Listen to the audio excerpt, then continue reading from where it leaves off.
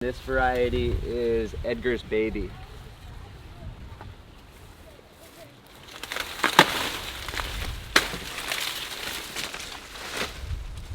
There's the gardener at work right now. Chop and drop. Yeah, can never stop. It's a good gardening shirt. Chop and drop, never stop. Cool. Alright, right here we got the Borneo red variety of jackfruit. This variety is super good. This one started fruiting this last year, and the fruits that are coming off of it right away were like top notch. So we're really excited about that. Out of like almost 15 varieties of jackfruits that we have, some of them are super subpar, and some of them like this Borneo red are like superb. So as we figure out which ones we like and which ones we don't, we'll be bringing the chainsaw out to the ones we don't and replacing them with better ones. Nice. We got all kinds of different stuff in here. A whole row of mangoes here. Mostly jackfruits in the back on the south for wind block. Right here is a Patanga tuba. Have you had that one yet? No. That's a Patanga tuba. It's kind of a quite interesting fruit. It's really kind of strong, kind of tartness to it. But some of the phenotypes from all the different seeds that are coming up are a little bit sweeter than others. But it's kind of an interesting fruit. It's, they call it a star cherry too, because it looks like a cross between a star fruit and a Suriname cherry. Wow. It's kind of a cool newish fruit for us. Nice. This is a Fijian longan, which is being completely murdered by rose beetles. That's what that is, the rose beetle. Yeah, this is all rose beetle damage that you're seeing right here, which is really, unless you want to spray, you know, chemicals on it, the only other option is to net the entire tree all the way tight to the ground, and it's just not that fun. So I was going to ask you, you're in Kauai in this amazing growing climate, but you have wild roosters and chickens, rose beetle, and what are some of the other pests you battle? Rose beetles, one of the biggest ones is pigs. We've got wild boars here on the island, and unless you're pig fenced around your property, the boars will come in at night and uproot all your hard work. They'll uproot your trees because there's fertilizer in the area. They'll uproot your mulch, they'll uproot your irrigation system, everything. So if you even want to think about farming and gardening and stuff on the islands, you definitely want to look into pig fencing it first, and that makes the chickens look easy to deal with. And that's what yours is. Yours is pig fenced. Yeah, we're totally pig fenced. I mean, you're just casually walking past the most epic sugar cane. It's everywhere on your property, and you're juicing it just 24/7. I'll show you guys the center. This is so all this sugar cane was planted 4 years ago when the farm first went in, and it was I've been juicing off that until I had to step my game up in Kauai juice, and everybody around me started wanting more juice. I planted out about an acre in the center of the property, which is just a big plot of this soft fiber yellow sugar cane. So wow, this is all the older stuff, and then there's about an acre in the center of just sugar cane. Super good. And we'll be juicing Wednesday again too. Okay, I'll be here. It's another little green sapote getting going. This is which one is this? This is Bradley. This is an I think it's an Atamoya Nice variety. This is a Pedali tree.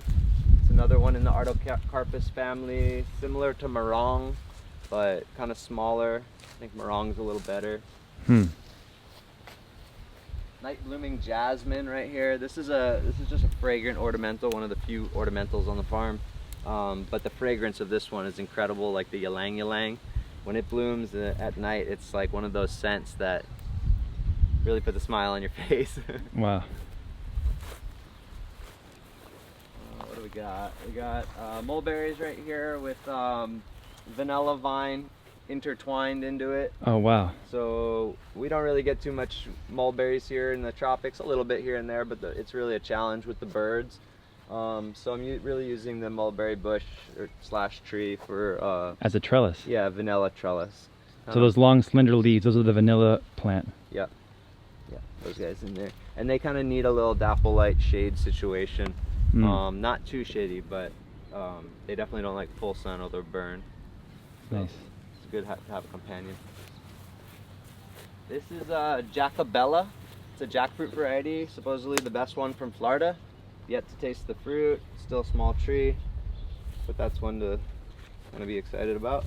Yeah, and behind you just got a whole row of the most beautiful looking mangoes, and I was commenting that I think your mangoes, they look like artistically picturesque because your pruning job is really good. I've been pruning on these ones. You can see a lot of these ones back there. You can see I've been doing it more recently on those two. I need to get to these ones where they've been, you know, they look topped basically, like flat topped and hollowed out like that one. They grow so fast here in the tropics that we need to do about 3 prunes a year because they flush so many times that after your first prune, by that next year, it's all grown back in and you can't see any of the pruning you've done. So you really got to stay on them. You really don't want to over fertilize them as well to keep the fruit production high. And what you can see here I've done is I had originally was mangoes planted at 25-foot spacings, and since then I learned about what's it called, high density mango farming, and so I've interplanted a new species of variety between the 2 original 25-foot spaced trees, because we're going to keep these trees so small and so pruned back we can fit another tree between the 2 and actually increase the amount of mangoes that we can produce per square foot. And a lot of different varieties. Yeah, and more cultivars means better chance of getting more fruit for a longer season.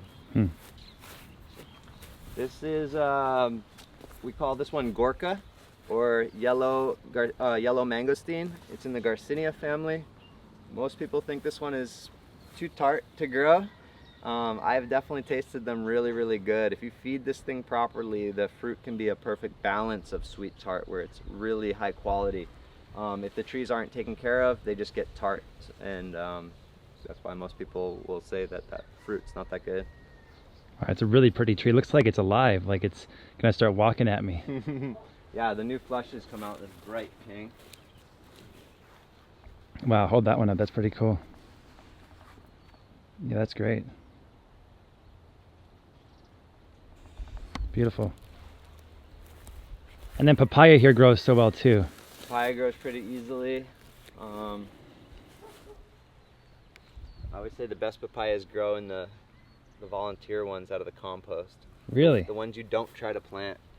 Yeah, they don't like their taproots interrupted very much, so if you're messing around with them in pots that are too small and up-potting them or just breaking roots and stuff like that, they tend not to do that good. But if you can get them to direct seed them, they grow much better.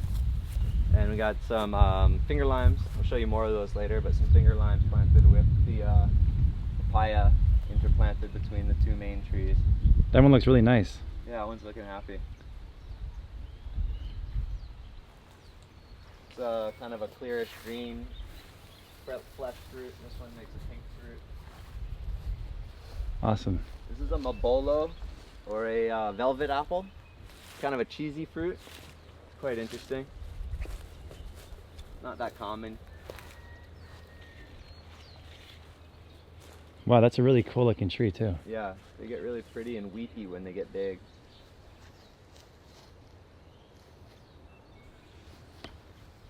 Nice. All right here that you see is peach palm. We're growing all that for heart of palm. It's one of our favorites to shave into salads and stuff. Everybody's had heart of palm in like a salad or like in a jar. Yep. So how do you harvest it? How do you? So when these get of height, which is about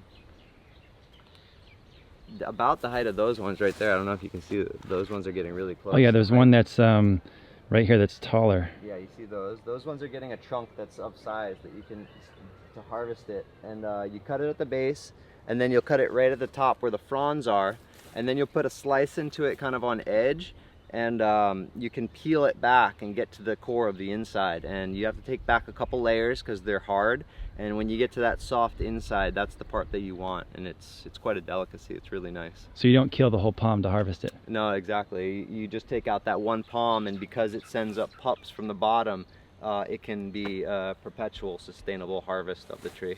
You've planted quite a plethora of hearts of palm, yeah, of peach palms. All grown from seed. Wow. There's definitely over a couple hundred here, so yeah, it's been a slow process because they're really slow to go from seed.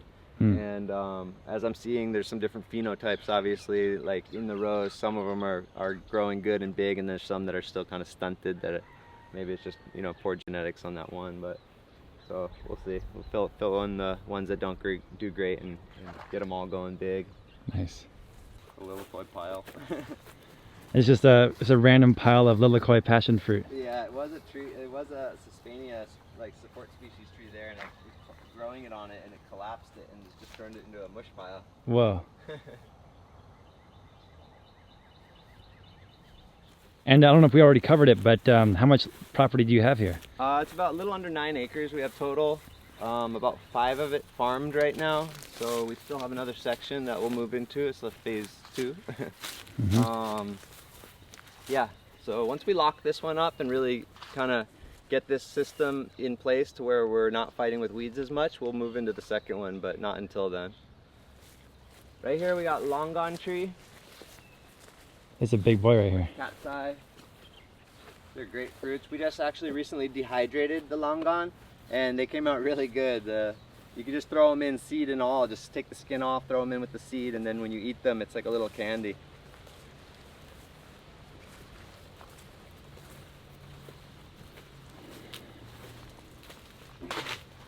Just walking past some amazing looking papayas and more breadfruit. Yeah, more breadfruits. There's some repeats and stuff around here just for different varieties and different cultivars. I see. That's a cherry of the Rio Grande. Nice. Were you growing that in Arizona? I was, underneath a papaya tree, yeah. Nice. Or sorry, underneath a mulberry tree. Nice. Yeah, I haven't had fruit from it yet though. This soursop tree. Soursop is amazing fruit here in the tropics. This thing grows like a weed. You can grow this anywhere in the jungle pretty much that just wants to grow. The fruit's incredible for juicing. You just got to be careful with the seeds when you're juicing that you don't break the seeds because they're kind of toxic. As well as there being like a lot of, I don't know the research, but there's a lot of talk and hype about the leaves having anti-cancer properties and stuff. So I know people make tea with the leaves a lot. And I think there's a bit of confusion about where the medical part is, whether it's in the leaf or the fruit. I believe it's in the leaf, not the fruit. Could be wrong though. Correct me if I'm wrong. This is a pili nut. Have you ever had pili nuts? Never. It's a really good nut tree. It's a big purple hard nut, or shell I should say, and then inside it's got a nut that's kind of like the shape like that. And really high oil content. I find that I can't eat too many of them when they're fresh because they're so high oil content. But it's a nice tree for the tropics. This one's kind of young, just getting going. Yeah. More mangoes. A lot of Mahajanooks, a lot of golden glows, a whole bunch of other mangoes. Some of those are my favorites. Thank you for Griffin, Mango Hustler, for turning me on to all the best. Oh, come check out the Buddha Hand lemon over here.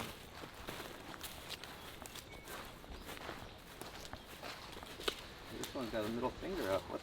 I know. See that? It is a middle finger. So this is the obscene Buddha's hand. Bring that into the light a little bit so we can, yeah, look at that. What is Buddha trying to say to you?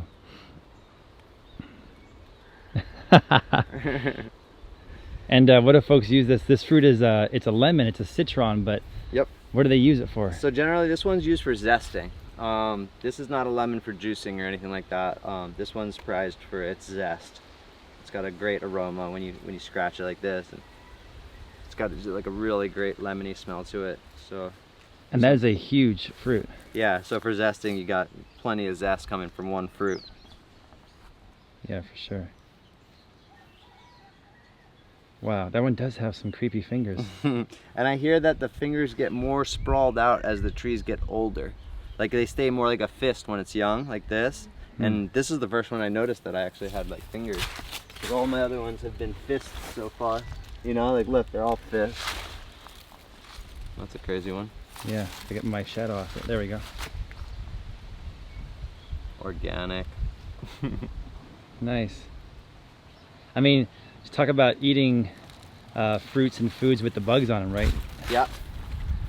In the store, you don't see any bugs on anything. Yeah, if you see bugs and, you know, pests and stuff all in the fruit, you know it's organic, you know. When it's in the grocery store and it's pest-free, you gotta question that. Yeah. I'll pick those up on the way back. Those are some pretty awesome specimens there. Cool. This is a langsat tree. Duku, I think is the variety. And this fruit is epic. This is it's a tender, it's a little fruit like this that you peel back the skin. It's got a little bit of sap to it, and the fruits are kind of segmented like an orange or a citrus, and it's a perfect balance of sweet tart in my opinion, the flavor of it. And it needs a bit of dapple light when the trees are young. They say this is the best way to get these ones growing is to like start them in a banana orchard and feed, chop and drop with the bananas, and then when this becomes big enough to reach out past the bananas, it can handle the full sun, but not until then does it want full sun, or else it'll burn. Wow. I just tried this in Thailand for the first time. So good. It's delicious, like it blew my mind. Yeah, it's a great little snack fruit too, because they're small and you can just nibble on a lot of them. Right here's an example of a natural trellis dragon fruit using guava. Guava is just a weed here in the tropics, in the islands. It grows everywhere, you know, it just pops up everywhere, and it's kind of a pain in the butt to get out. So if you've got one that you don't want to take out, maybe utilize it and trim it back. The only thing is it does grow fast, so you got to prune it a lot opposed to other natural trellises. But you can see here, so this is the guava tree, this is the dragon fruit being trained up it to canopy over it, and the idea is that you want to build a trellis system with the guava for it to get up to an appropriate height and then hang down and be able to fruit, as well as be able to keep the light on it. So you got to keep it trimmed back. That's the one thing. And if folks keep watching this, we're kind of making a loop that's gonna go toward your epic row of dragon fruit. Yeah, we're looping around the whole farm, and we'll kind of end at the dragon fruit trellis, which is really impressive. So stick with this video. Stick with my man Aloha Honeybee here till the end.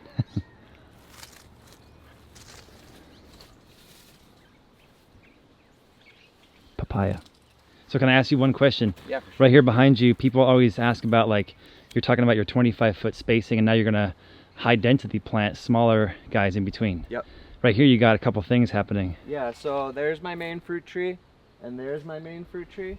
But right here I have a support species tree, which is providing the shade for that tree that needs that dapple light, the langsat, as well as being a chop and drop. You can see all this chop and drop around the bottom of it is from this tree being cut back to feed it. We're growing turkey tails right in place. You got, you know, medicinal mushroom tea right there.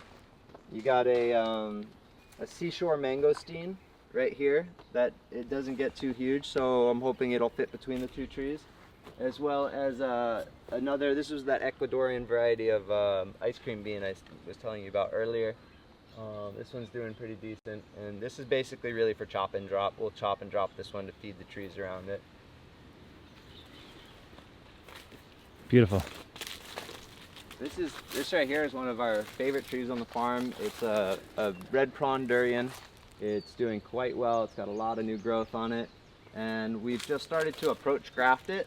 So we're coming in and with durian rootstocks right here, and making a approach graft right here. As you can see, you're unionizing the two plants together basically to be able to separate the mother plant off onto the rootstock and create a clone of the original plant. Wait, so for beginners, you've got the main durian, which is what variety again? This is red prawn in the ground. In the ground. Here.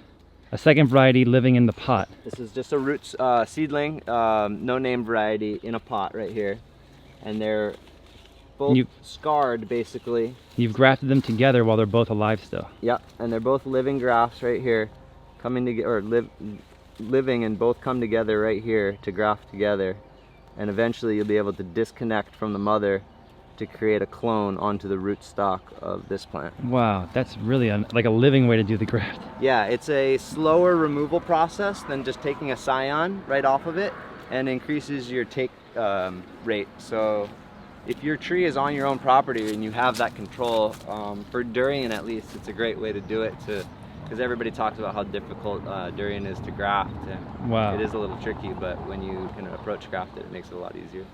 That's so cool. Blue grape, this one's doing pretty good. It's called blue grape. Yeah, blue grape. It's related to the jaboticaba.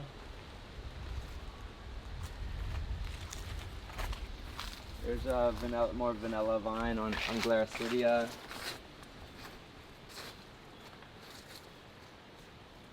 With aloe planted underneath too. And an ice cream bean with dragon fruit and orchids. So aloe really is such a super versatile plant. It can survive in so many climates. Mm-hmm. I can't believe it can take the wetness you have here. I don't ever see it rot, really. Wow. And then you got some moringa trees just growing there on the outside. Yeah, some moringas over there that are kind of trellising some dragons for testing out moringa trellises. It's a little wet down in there. I think it wasn't the best spot to put them. We'll probably take those out and plant something different. This is another Champadak variety right here. This is the Mood. This is a variety that I guess John Mood collected or found. And when I eat that champadak, I'm in a really good mood. Because that's like, we had it a couple days ago, and that blew my mind. That fruit is legit amazing. Incredible flavor, right? And such an interesting texture and look. Yeah, for sure. And the strong aroma too adds to the uniqueness of it. Mm. Panama strawberry, or Captain Crunchberry we call it. I know I've heard it many different names online and stuff. Filipino milk cherry is another one. Wow. I just cut it back really hard so it's not fruiting, and I just topped it down. It filled up that whole area that you can kind of see, and I just brought it way down. The kids love that one, so I try to keep it low so the kids can pick it. Blackberry jam fruit. You've got to show this one. This one, yeah. I've never seen before, and it's mind-blowing. This guy's loaded with, let me show it on the tree, loaded with yellow fruits. They're all over. And I'm gonna get your hand here, hold that right there, perfect. And this is the most bizarre texture fruit I've ever seen. So this one's blackberry jam fruit, and the name is quite on point.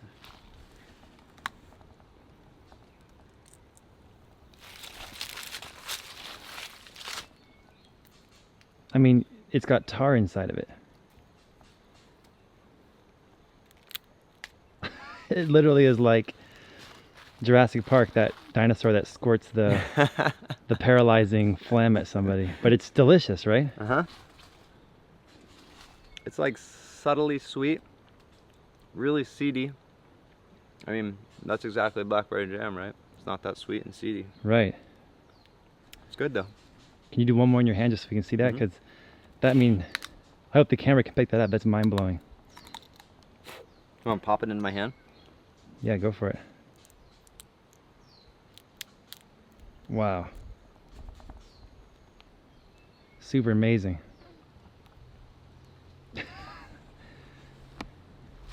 I mean, every house should have one of those. That's the most fun fruit of all time. Yeah, the kids love them too. This is the coolest thing I've ever seen. Like, seriously, if I squeeze this, it like, it shoots black tar all over my hand. And this literally is like jam that was produced in this yellow fruit. It's down. Is it blackberry jam? Here. It's so delicious. Here. Oh my god. Blackberry jam, aka Randia formosa. It's got the seeds. Hey, Nagna. Magnet. Open it. The fruit is the craziest fruit I've ever seen, with that jam inside the shell. One more time, here we go.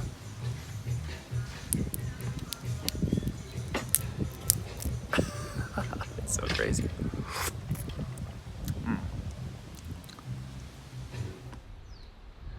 That's an awesome fruit, and you kind of can combine this one with another fruit that looks the same shape as that, but different color, called peanut butter fruit. Yeah, here, come on up here.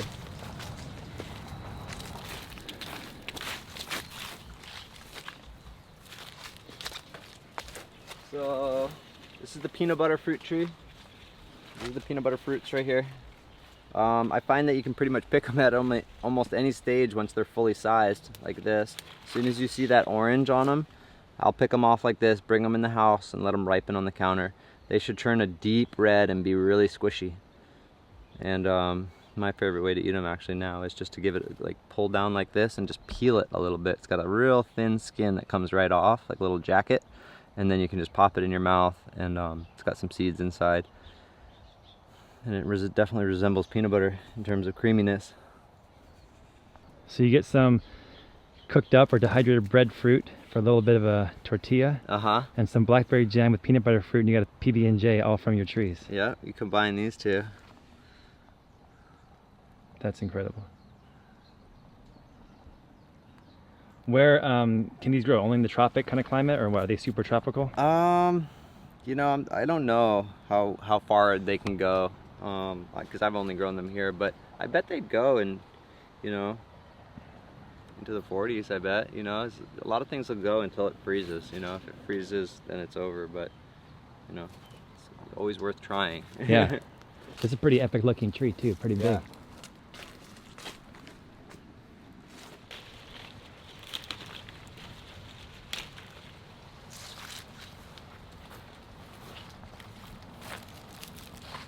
Some more, this is a good variety of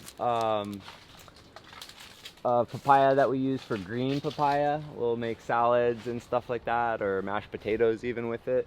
It's a real big one. It's not the best flavor to eat when it's ripe, but the size of it makes it perfect for using for green papaya. Like for some tum green papaya salad. Exactly. We make that one a lot, and then my wife will make, she just cuts them up into cubes and steams it, and then we'll mash it and maybe put a little coconut butter or coconut oil in it, and make like a mashed potato, and the kids love it. She loves it. I like it. So. And did you grow up here in Kauai? Are you like a native, or where did you grow up? I actually grew up in New York City. The concrete jungle to the real jungle. You know, my parents have had a place here for a long time, so they always brought me here as a kid. We were those East Coasters that made that long trek from New York all the way to here on every holiday. So yeah, I always had a little foot in the door here, and I had a heart for the place. So not until after college did I move here and start living here full time, and then at this point can't leave. Yeah. So yeah, home. Nice. This is a black Suriname cherry. There's no fruit on it right now, but there's a black and a red variety. I know there's a lot of different phenotypes that people have of their own creations and stuff like that, but that happens to be the black one. It's a bit sweeter than the red. So yeah, there's two different kinds if you're shopping for them. But your red one behind us coming up is loaded. Yeah, there's a red one over there by the house. We'll check out on the way out, and that one's got some fruit on it. Cool. They do a couple crops a year actually.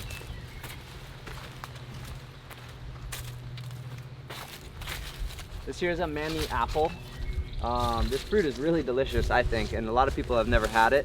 It's a circular fruit, and it's gray, and when you cut it open, it's like really hard. And for the tropics, it's unusual to have like a hard, crunchy fruit. So to me, that's really nice to have a fruit like this.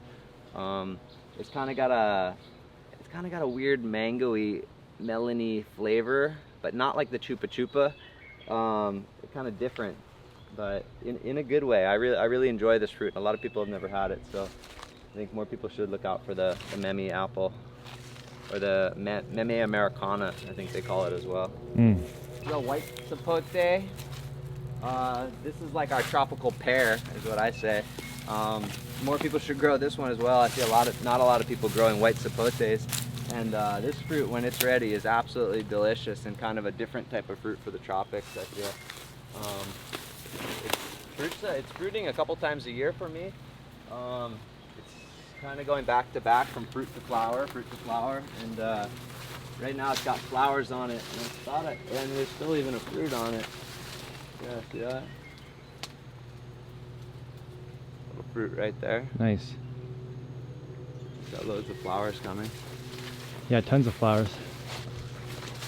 Yeah, looking good. Got some new growth and flowers there. Yeah, fruits even.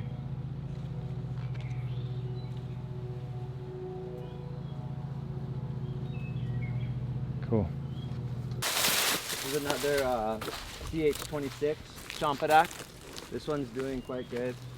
Getting pretty good size pretty quickly. This thing has only been in the ground for about a year. It was like it was about this big when I put it in, and within a year it did that. Wow. This is one thing that's helping things a lot here on the farm. Is, like I said, every Wednesday we juice sugarcane, and then we come and bring the sugarcane mulch out to my favorite trees, and we mulch them with all this. So I think this is really helping push some of the plants along faster, because it's so much sugar into the soil, it's feeding it. That's great. We can tell that you think that Champadak is a pretty special kind of fruit because you got a lot of these things planted ready to go. Yeah, I've been hunting down a lot of different Champadak varieties lately, and trying to get new ones from the Big Island and new ones from Oahu. That's one of the great things about the Hawaiian Islands is that we're all so close together. We're all about, you know, just a 15-20 minute plane ride apart, and we have like world of differences in terms of tropical fruits and farms and stuff like that. So it's really fun for me to go inter-island plant hunting and collecting and stuff like that to spread all the wealth and stuff. And then bringing that Champadak, it looks like a big jackfruit, bringing it back on the plane, and everyone gets to enjoy the smell of the... Yeah, that was pretty funny. The other day I brought back a Champadak on the airplane and had it under my seat between my legs, and it's kind of humorous to me, at least, to watch everybody's reaction, not knowing what the smell is on the plane, and listen to everybody's conversations talking about what the hell is that awful smell. So I find it funny. Another petalai tree, that one's doing pretty good. It's been in the ground a little bit longer. It's getting pretty big. Getting up there. That one does look good. For people who live in like Minnesota and Montana, the citrus are pretty exciting. They like go crazy for oranges and lemons. Really? Because they don't get to grow it. That's true. There's another Champadak variety. That's a seedling that was sent to me by Lindsay from Year of the Durian. Thank you, Lindsay. I believe that fruit came from Peter's farm from Australia, from Fruit Forest Farm on Instagram, I believe is their name. I believe that's where that seed came from Lindsay eating a fruit over at Peter's place. So thank you, both of you guys. That tree's doing quite well. And you grew that one from seed? Yeah, that one from seed right there. Wow. How many years to get to that size? That's probably a 6-year-old tree. 2 Wow. years in a pot, 4 years in the ground. Cool. Some different varieties of bananas down here. I started with about 30 varieties of banana, and because of the bunchy top disease here, it's so bad that I've lost almost all my bananas, and it's a real unfortunate thing that we can't grow bananas better here in the tropics. But if you're not in an isolated area and people are moving bunchy top bananas around, you're doomed. So make your investments and plant bananas wisely in the tropics. I always say now is don't put a banana in where you can't get a tractor to it, because in 2-3 years when it gets really big, and if it gets bunchy top and you got to get it out, you don't want to dig it out. You'll want to have a little backhoe come in and take it out. So you want to make sure it's in a spot where the backhoe can get to. So yeah. But they're still producing. Yeah, there are some still producing, and bunchy top disease bananas will still produce because it's a slow death. It's not an instant death. They'll just slowly become less and less productive and infect more trees. So you want to get them out as soon as possible. Check out these black sapotes right here. This little tree has already got fruit on. They look like tomatoes. They do. And this is chocolate pudding fruit. Yeah, chocolate pudding fruit. So good when they get big. This was a replacement durian that we lost. We had a durian here in the beginning and died, so replace it with that. So what do you have to say with some gardeners that just have one tree die and they just want to give up on the hobby? And it's just an opportunity to plant a tree that is better suited for the location. You know, it's no reason to give up. It's just a lot of times you got to remember, you got to plant trees on your property where they want to be planted, not where you want them planted. And if you plant where you want, they'll let you know sometimes by dying. And just look at it as an opportunity to look for the tree that's supposed to be in that spot. We've got a little weedy. I was hoping this was looking a little bit better, but right here we got about close to 90 finger limes. Wow. All different colors. This is a little future money crop, hopefully. These are like little green, like uniquely shaped sausages. Yeah, come this way. I think or red. we'll find some. And the lime on the inside is like fish eggs. Yeah, exactly. For a vegan, it's a great sushi fish egg replacer. Yeah. Actually, what I did the other day, I had some white pineapple and I squeezed some over a white pineapple.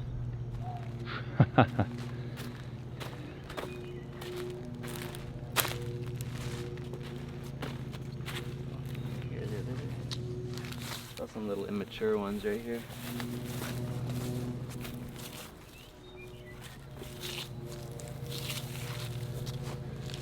That's a good size one. Yeah, I think it's probably immature, and it'll be, I don't know what color it will be.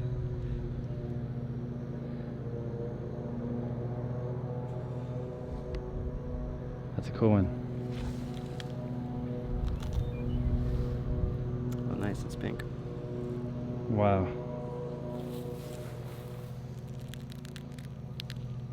I mean, it's like little fish eggs. Amazing. And really intense lime flavor, yeah? Yeah. Wow. This is so cool. How are those? Tart. Nice. That's awesome. I never had the red one, only the green one. Yeah, I got all different colors. I've got yellow, clear, red, white, pink. So cool. I mean, I seriously, sushi, man. I mean, I've been vegan 18 years and I love it so much, but this is like the old days before I was vegan. I used to love the fish eggs.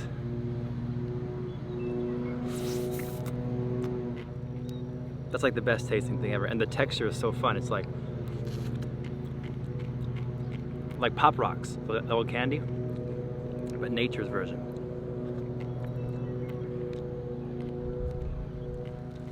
Buggers are thorny too.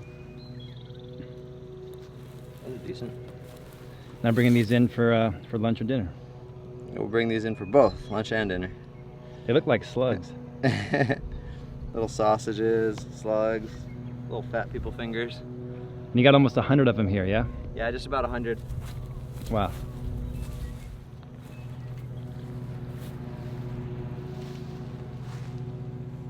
So cool. This is a red champion variety. Wow. One of the coolest things I've seen done with it, not that I'm a drinker, but in a champagne, in a pale colored champagne, red finger limes in it. Oh my God. And the bubbles that come from the bottom lift the vesicles of the finger limes and keep them kind of going like this. Wow. It's really cool looking. Pressure where they're coming up like that. Fish eggs. It's tripping me out. I'm gonna get you having it here. How's my hair? I was netted, so it's like... Looks great. Okay. It's been netted. Can you just hold this still Here, for a both second? the girls, Oh, yeah. both the girls. The sugar cane juice, fresh pressed, some finger lime in there.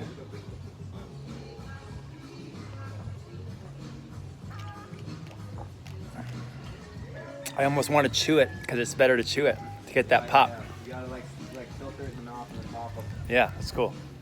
So that's a tamarind. This is a sweet tamarind. A white Cadota fig. There might be one ready for you. Look at that thing.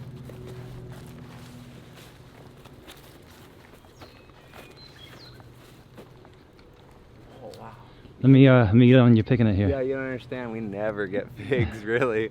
Go for it. Look at that thing. Whoa. Thing's soft. So you guys can do figs here even though you have a pretty consistent yearly temperature. Yeah, it's tough to do figs here. You know, we kind of just grow them for fun personally, but other people in a little drier situation, maybe in Molowa, can have better luck with them, but up here by me, I'm just growing them for fun, really, not for any commercial production. I've tasted some really great ones on the Big Island, so that kind of deters me from even wanting to try. If anybody's had a big, like a really delicious fig, it just, nothing else comes close. Let's see, it's a little dry. Ant in there.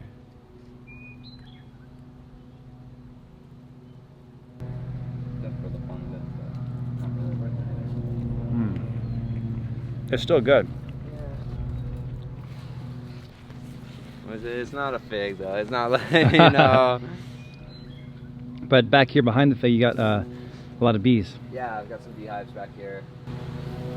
Lots of hives on the farm. One of the best things about having hives on the farm, not only for the pollination services, but the scent of the honey when it gets warm and the honey flow is on, the whole farm smells like warm honey. Wow. It's incredible. You kind of smell a little bit right now. Yeah, totally. How many hives of bees do you have here? We got about only 45 right now. We've reduced from 100. a little over 100, back down to 45, where it's just a little bit more manageable. Wow. A lot of hives, and they're all rescued hives. I do a lot of removals for the pest control companies when they swarm into people's houses, and the homeowners call the pest control companies. Pest control companies will actually refer me out to go help to try to save the bees before they kill the bees. So that's what all the bees on the farm are. They're not splits and me making more bees from an original hive. Each one is a saved hive removed from somebody's house and brought back to the farm. And you said your bee hobby here is kind of able to pay for itself because the compensation you get for safely removing the bees pays for all the equipment to keep them going. Exactly. The woodware and everything that it takes to house the bees is quite expensive to ship here to Hawaii, as well as your time to paint and build it. So you end up with a little bit of a negative right there, but by doing the removals and stuff, it actually ends up evening out to where the removal pays for all the woodware and the building of the boxes, to where I end up with free bees, and the bees get saved. So it's really a win-win, and then they become a pollination service for the farm. And one of the biggest questions I always get is, well, what do you do with all the honey? And I actually am more of an environmentalist about it. I'm not in it for the honey. I don't try to reap every last bit of honey from my bees. I actually just let them be bees and trade a little bit of the honey from each of the hives to my local arborist, who drops off mulch. And so I trade the honey for the mulch to feed the trees, to feed the bees. So Closed system. Closing that circle, yeah. That's great. Lemon. Pink variegated lemon. People that have never seen this one's a mind blower. Yeah, this is a pretty cool one. This one, if you want to make pink lemonade, all you need to do is just squeeze. This one the inside of these are pink right off the bat, and you can see they're variegated, as well as the leaf being variegated, which is really, really quite cool. Yep. And the fruit really is like intense pink on the inside. Yeah. Maybe we'll take one with us, we'll cut it later. Cool. You gonna cut it for us? Variegated pink lemon.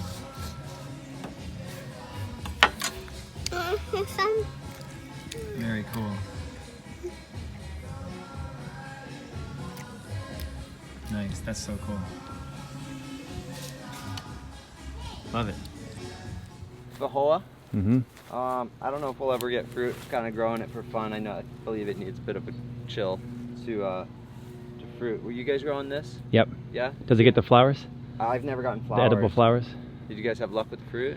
I had the most flowers I've ever seen. I would have unlimited flowers every March and April, but never fruit. Huh. Well, I got 2 fruits, but they were subpar. But mine only got to be 4 years old, so when I left my garden, so wasn't quite there yet, maybe. Maybe when it was 7, it would have fruited. Yeah. So I'm just trying this one out for fun. But epic amount of amazingly tasting flowers. Oh, you can eat the flowers. Yeah, not the red part, but the pinkish petals. Okay. It tastes like, ice cream candy. Whoa. Really good. I look forward to that. Yeah. So even if they can't fruit, maybe it'll flower. Yep. Another jackfruit variety.